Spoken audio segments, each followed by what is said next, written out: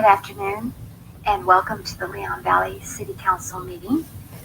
Today is Tuesday, June 1st, 2021, and it's approximately 6:02 this afternoon. What a beautiful day it turned out to be after all the rain that we really needed. Hope everybody had a wonderful Memorial Day weekend and was safe and we're so glad everybody could join us this evening. So, without further ado, we do have a quorum. All City Council members are present with the exception of Mayor Pro Tem Will Bradshaw, and we need a motion and a second to excuse him from the council. Privilege? Yes. I'd like to make a motion that we give Councilor Bradshaw an excused absence. Okay. I'll second. All right, we have a motion by Councilor Martinez and a second by Councilor Hefner to excuse Mayor Pro Tem Bradshaw from today's meeting. All those in favor say aye. Aye. Any opposed? The motion is carried. Thank you so much, Mr. Martinez, for that. On that note, would you please join the council and Mr. Martinez in the Pledge of Allegiance this afternoon? Thank you. I pledge allegiance to the flag of the United States of America and to the republic for which it stands, one nation, under God, indivisible, with liberty and justice for all.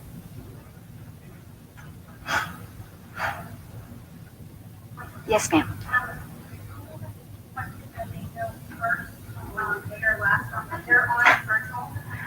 Okay. And so they are item 126, the rest are staff from Mayor also move. Okay. All right. Okay, we have a motion by Councilor Hefner and a second by Councilor Orozco to approve the change of Google Fiber at presentation 3.6 to go first this evening. And all those in favor say aye. Aye. Aye. Any opposed? The motion does carry. Before we begin with Google Fiber, I just have a few reminders. Due to the governor's order, municipalities may no longer require a person to wear a mask due to COVID-19. I had a friend of mine who sent me the following, because there are some reasons why people may want to continue to wear a mask, and I think we need to be respectful of that. People may have cancer. They may have an immune disease. They may have unvaccinated children at home. People may have high-risk loved ones they are protecting. People may have asthma and have realized over the last year that their symptoms are alleviated by a mask outdoors or indoors, and people may be unvaccinated. So thank you for those of you that choose to continue to wear a mask. We greatly appreciate it. Please silence your cell phones. And let's continue treating one another with respect and dignity. We want to hear from all of you on the issues and policies facing our community, and we know how to behave. And so thank you so much for keeping that in mind. Anyone, citizens, staff, council members, guests wanting to speak must first be recognized by the presiding officer on any agenda item. This way we can keep it pretty organized. I will no longer formally ask if anyone wants to speak on an agenda item. Please just raise your hand and then I'll call on you. And we do have a time limit of up to 3 minutes to speak for our citizens and our guests. So with that said, thank you all very much for your cooperation this afternoon. And as per the motion and second and vote, we will take presentation number 3.6 first. Presentation on an update from Google Fiber. And I believe we have John Cortez from Google Fiber. Ms. Caldera? Okay, Mr. Cortez, good evening and welcome. Well, thank you very much, council and staff. Sure. Leanne, I'm really excited to be here. Can everybody hear me okay? Yes, sir. Okay, thank you very much. But I appreciate the invitation and the opportunity just to provide a brief update. We're very excited of being able to bring. Now we can't hear you. Test, hello. Good folk, my Yeah. apologies. Can you start over, Mr. Cortez, because you did break up and we didn't Okay, hear hold that. on just one moment. Okay. Okay, I'm so sorry about that. No, that's okay. Go ahead. No, okay. Well, again, just thank you for the invitation. We're very excited for the opportunity to bring our service to Leon Valley, and so I'll just provide a very quick update and answer any questions that you or the public may have, if that works for you. And so if we'll move on to the next slide, just a little bit of an overview. As you all know, the City of San Antonio fiber has been in the city and in the environs for quite a while now, serving our first customer in November of 2017. We currently offer gigabit service to San Antonio area residents for $70 a month plus tax, and we are planning for service to be available to the folks in Leon Valley sometime in late 2021. We are still finalizing some of the details with the city, but things are moving along very well, and it's been great working with the staff at the City of Leon Valley to finalize those details so that we can get moving. Just one thing I would note about the service, just in case folks are curious, what is a gigabit? That's a gigabit download and upload speeds, which is of course critically important as we do more and more of these streaming and remote meetings, things like telehealth, things like online education. Having both fast upload and download speeds, what we call symmetrical speeds, will become increasingly important. And so, I'm a little, there we go. I was hitting the wrong button. Hopefully you can see me now too. If you'll move on to the next slide, I want to start setting some expectations for what's going to happen next as we work the details out with the city to begin construction. And we are tentatively anticipating construction to start in the August timeframe. That's generally when construction would start. We, as we'll talk about here in a second, we work down individual streets within neighborhoods, and on any particular street, we may actually only be undertaking construction for a day or two, but overall in the area, we may have construction ongoing for several weeks or a few months. But we're anticipating, weather permitting and all other factors permitting, starting our work in the Leon Valley area sometime in the August timeframe, and construction generally wrapping up sometime in November, and then in that area, and then the service becoming available shortly thereafter once we finish testing and splicing and all of those things. But what does construction actually look like? Well, our goal with Google Fiber on the construction side is to minimize the negative impacts of construction, but we all know construction is going to impact folks and be a headache on occasion, but we do our best to minimize those negative impacts, to make sure that everybody's aware of what's happening when, and to get the work done, again, with this minimal inconvenience and as quickly as possible. We do this a couple of different ways. In years past, we used some more traditional construction methods associated with infrastructure of this nature, traditional boring under the ground, using pretty heavy equipment operating in the right of way. It would take a while. It was messy, very disruptive.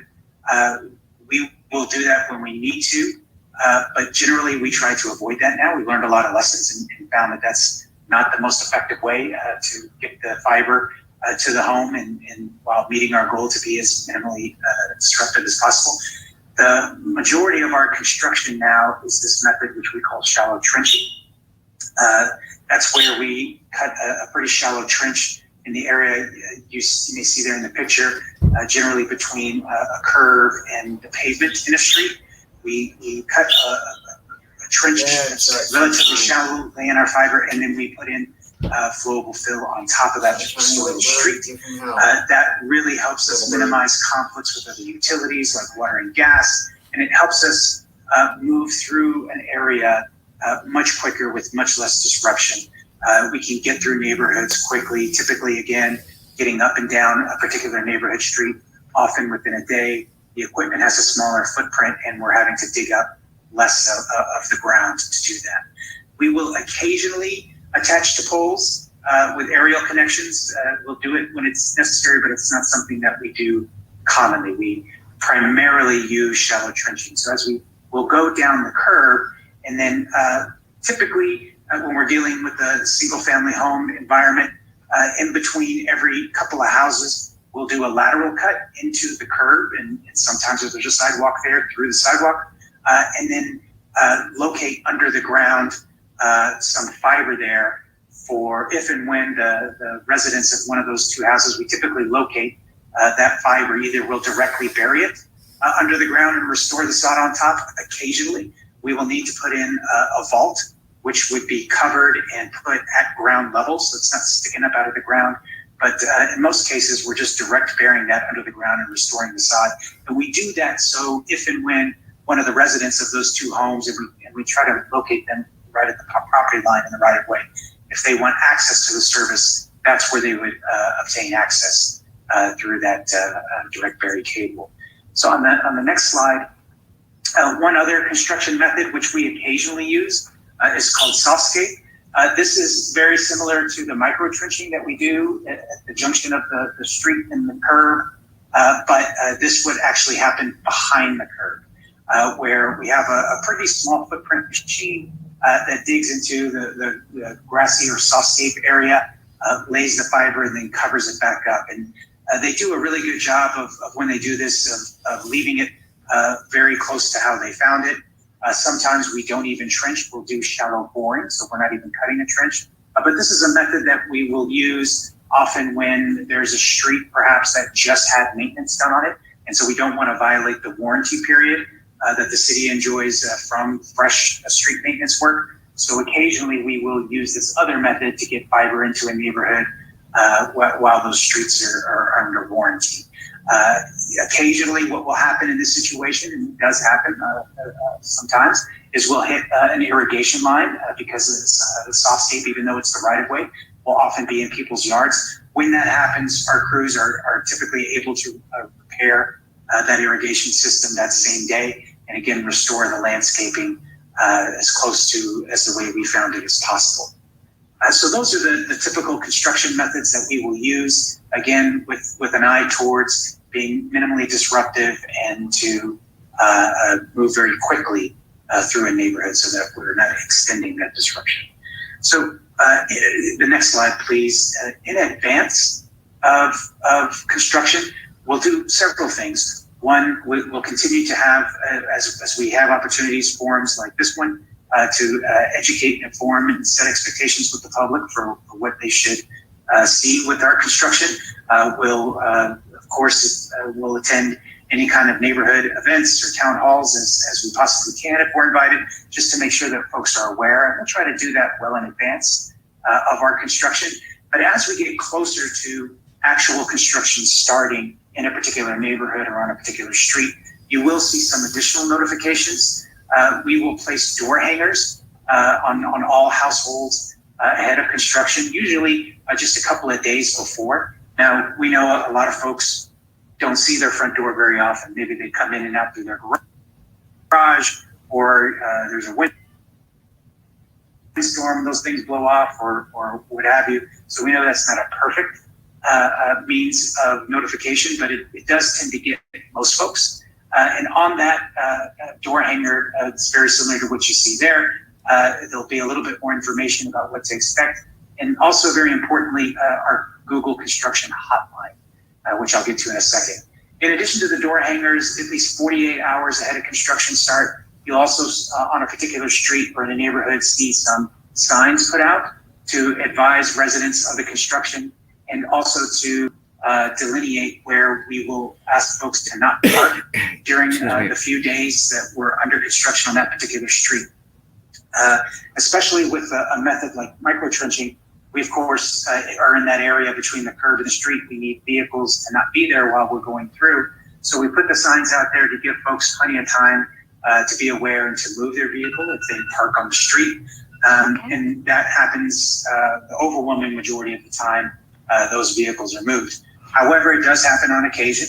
As we're ready to start working on a street, there's a vehicle parked on the street, What we will attempt to do first is to knock on doors to try to locate the owner of the vehicle and ask them to move that, oftentimes just right across the street. One thing also I should note, when we do put up these no parking signs, we endeavor to only do one side of the street at a time, and so that we're not shutting off street parking on an entire Excuse street. me, Mr. Cortez, could you go ahead and wrap this up? It's been a little bit over 10 minutes. That's our guideline this Okay. meeting. So if you could No just wrap it up. I know you just I'll have one finish more it. slide. Thank you. I appreciate that, sir. Just would say, if we do find a vehicle there and we're not able to identify the owner, we will move it at our expense safely right nearby and move it back at our expense. There's the construction hotline. That's the best number to call for questions, concerns as we're moving into the neighborhood. But I'll stop there. And again, thank you for the opportunity. Very good. And we're real excited to be coming You're on almost this. done. Excellent. Thank you. Yeah, taking you out of turn, I forgot to give you that guideline, that time limit. So, but thank you, you did well. So are there any questions for Mr. Cortez on the Google Fiber? We appreciate the update very much. Okay. Yes. Counselor Hefner. Mr. Cortez, I've seen some advertising around Google Fiber offering 2 gigabit service. Is that going to be available as well to our citizens with the constructions that you guys are going to do? 2 gig is not quite yet available in San Antonio, and I don't think I'm letting anything out of the bag to say that it is likely to be available very, very soon. I can't commit to an exact date, but it is our intent to be able to provide 2 gigabit service in all of our markets very soon. We have been, over time, rolling that out into various markets. For example, just down the road in Austin, we offer 2 gigabit speeds. And it's especially in this day and age, it's a great resource to have. 2 gigabits up and down. It will be available in San Antonio, and I think it will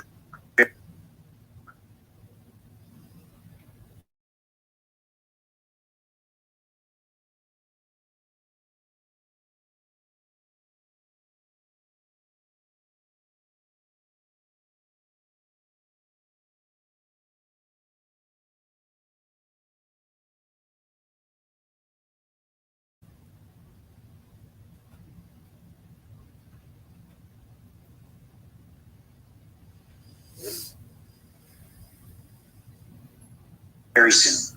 And when I say San Antonio,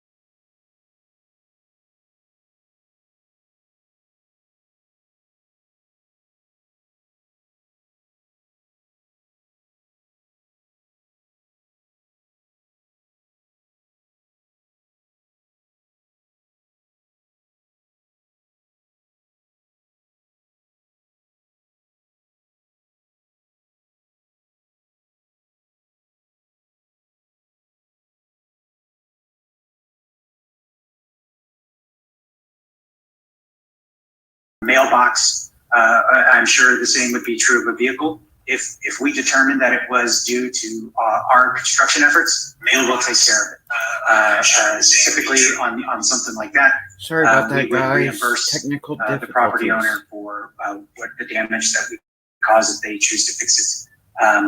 Sheepdog just the asked provider, a question. so we don't do auto repairs. It would have to be another provider. Our values and our practices are to leave things again as we found them, as close as we can, and to take responsibility for any impacts we may have caused. Okay, very good. Thank you. All right, anyone else?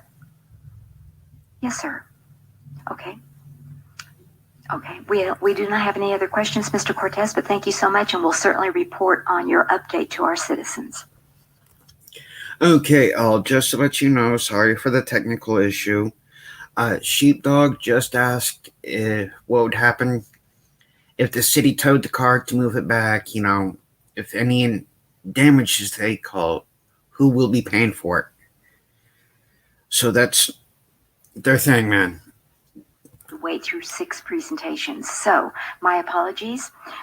Is there anyone in our chambers, and we do have a couple of citizen comments here, that would like to address the council at this time? Please come forward.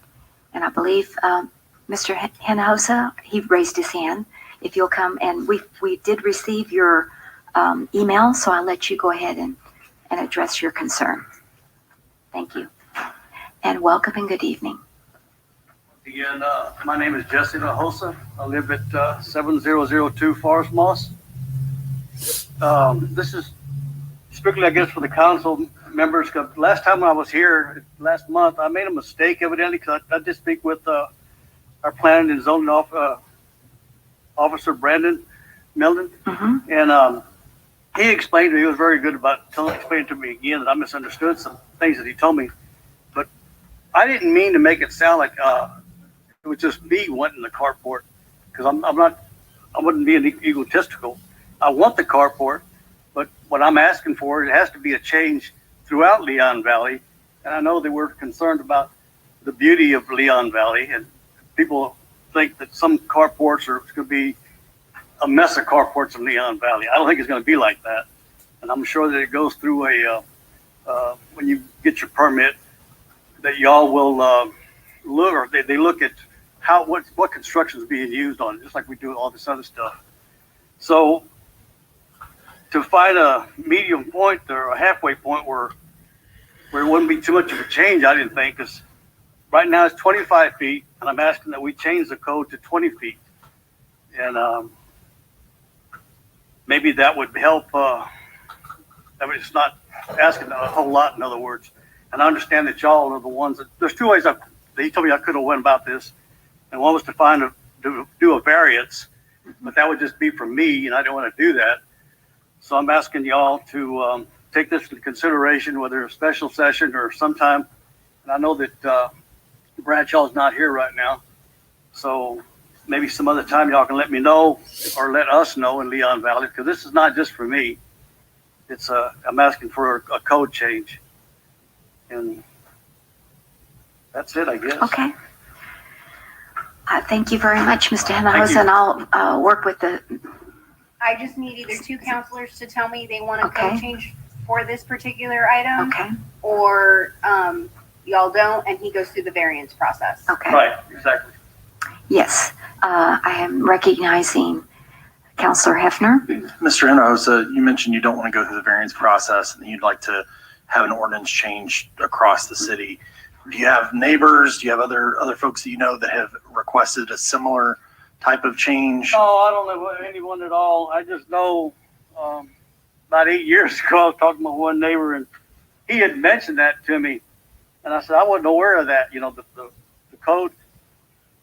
And he said he was the only one that seemed interested, But I understand if I go through the variance, I'm paying I don't know, maybe $500 or so, and that's iffy. It's not definite that it's going to go through.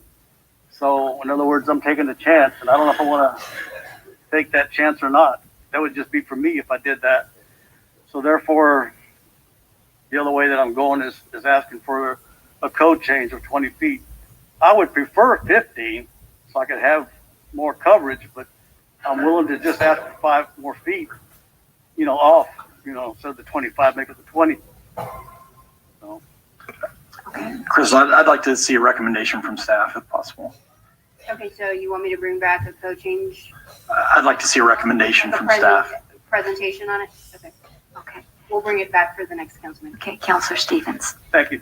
Thank you, Mr. Hinojosa. Do appreciate But I your do need comments. somebody to second your thing. Counselor Orozco is second. Thank you. Yes, Counselor Stevens, go ahead. I may just, is there a way that we can waive the variance application fee? That seems like the barrier. What's the application variance fee, Brendan? I think you can, because then you have to Or change make it The refundable? council can waive the variance application fee if you guys want to. We just have to put that on the agenda item. It has to be done through resolution. The only thing I would say is, every time anybody calls, and they want to do a variance, I always kind of make the analogy. I don't like taking somebody to the dance only to dump them at the dance. And so we have our criteria in place, which is, that's the thing with the BOA, it's pretty objective. The variance, and we talked about this a couple of years ago, per state law, is if you meet the specific criteria that the city sets out, you get it. And if you don't, well, then the BOA can always recommend how they want to, but that's why we have variances in place. They're very objective. So there's 2 ways to provide your citizens with relief mechanisms. One is through the variance process. And the other is, if you don't feel like it's fair, the situation they're in, y'all can always deliberate on a code change. And so that's the great thing. Variances aren't the only way for y'all to provide due process to your citizens. And so if you feel confident in the way the code is, then keep the codes the way they are and come up with variances for those special situations where somebody really is just kind of, their property's a weird, it's, they have a situation with their property that's unlike anybody else's. And that's why it's not fair to impose that rule on them. But, in Mr. Hinojosa's case, his property is just like everybody else's property. So that's why I told him, I was like, man, I don't think you're going to, I don't make the decision, but I look at the criteria, it doesn't look like it. So best thing to do is ask your policymakers if you want a code amendment. Because if somebody comes to me and says, hey, change the code, Brandon, I just don't typically do that unless it's a greater situation. So, but if you guys want something changed, say direct Crystal and me, and we'll bring it to y'all. So that's why. And what is the variance fee? I'm sorry. I'll double check. I think it's Oh, 200. 200. Okay. Thank you. Thank you. Perfect. Very good. I just was curious. Hope that helps. All right. Yes. Counselor Hefner, go ahead. So along with that, Crystal and Mr. Mellon, what I might like to see is a recommendation to find some sort of middle ground where if someone applies for a variance and is denied, that some or all of that fee is refunded to them or refundable. Hey, we can change the code. I don't know legally. I need to get with Mrs. Stevens on that, and we can talk about that. Typically the whole idea of a fee is that you're paying the city, you're covering the city's costs. We shouldn't be making money on stuff. You're covering the city's costs. So, if you guys, again, if y'all want to come up with something creative for when somebody doesn't get it, we can definitely look at that, see if there's some options out there. Okay. I believe staff has their direction then. Thank you. Really appreciate it. All right. This is citizens to be heard. And so I believe Ms. Joseph, you are next, and then Mr. Miller. Thank you and good evening and welcome.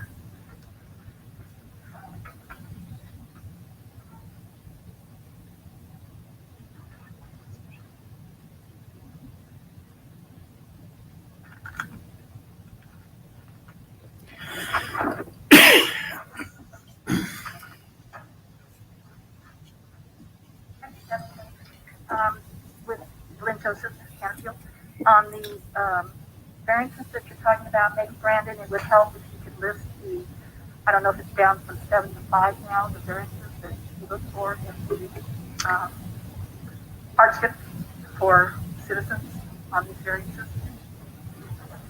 Okay. Thank you. And it's not an agenda item. We got direction. He can address it after. Right. We're not, it would only be on. Yes, sir. I'm sorry. You did want it. He was next, Mr. Miller. Thank you. I overlooked you. If you'd come to the podium and please state your name and where you live. Thank you. And you may take off your mask when you come to the podium if you'd like. It's up to you. Yes, sir. Good evening and welcome. My name is Dr. James Curry. I actually own the property. Actually, my dad owns the property at 6703 Forest Haven. And I think with my, according to my variance, the second case, I appreciate it. You can hear that now. I just had to make a special request to the hospital to come. He said because Oh, this my. meeting to present my case. So I appreciate it. Hear that now. Something Okay. I'll certainly ask the council if they'll consider your request. Okay. Also move following citizens be heard. Following citizens be heard. May I have a second? All right. We have a motion by Councilor Hefner and a second by Councilor Roscoe to move agenda item number, get the number, 8.2 at following citizens be heard. All those in favor say aye. Aye. Any opposed? The motion does carry. Doctor, if you'll just take a seat, let me go ahead and listen to the rest of we can listen to the rest of the citizens and then we'll take your agenda item next. Mr. Miller, thank you for your patience. You are next. All right, Miller time. Thank you. Jack Miller, Counterfield. So a bill was passed here recently and it got sent to the governor's desk, the Texas governor's desk. What a lot of us know as constitutional carry. So and then when the governor signs it, which he has promised to do, it becomes law September 1st. And in a nutshell, that means if you're over 21 and you can legally possess a handgun, you can carry one concealed or openly without a license, without a permit, without anything other than maybe a background check if you purchase it from a store or something like that. But essentially you can go even without a background check because nothing governs me selling a gun or me buying a gun personally from, let's say, if I wanted to buy a gun from the city attorney. I don't have to register it. I don't have to do a background check. The reason I'm bringing this up is because back in 2018, I came to this city because I saw signs that were in violation of Texas law. And what I found was that officials either knew the law and just flat out did not want to follow it or didn't know the law. And they made decisions based on not knowing the law. And it was a shit show. Can I say shit? Well, I prefer you not to. Oh, but okay, I'm yeah, sorry. if you don't mind. I Thank retract. you. I digress. It was a doo-doo show, Okay. to say the least. I don't want to have that repeated September 1st or after September 1st. So I urge council and staff in the police department to gather some policies, procedures, look at the law, study them, because you guys should know, at least from my standpoint and my colleagues, you guys are at the top of the list for the places to check for compliance when those new laws come into effect. Please, please, please exercise your due diligence. Look up those laws. I'm here and available. You all have my email and phone number. If you have any questions or anything I can help you guys with regarding this stuff, I really want you guys to be successful with that stuff. Okay. Thank you. Very much. Do appreciate it. All right. Yes. Anyone else? Ms. Martinez?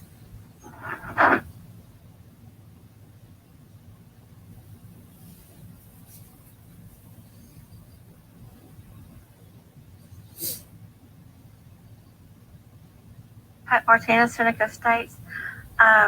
What I want to talk about is if and when we can return coming in this door instead of coming in the door, coming into City Hall. There are lots of people that are Well, handicapped. guys, I think I'll They call it can't quits get in on this one. because They can't get up the stairs, and they have to come this way, up the slant of the ramp. So, sharing And I is don't know caring, whether- guys. If someone came in the wheelchair, they would let them in. Be a good or not. neighbor, But I all think that it's stuff. time that we change it back to the way it was to make it more accessible.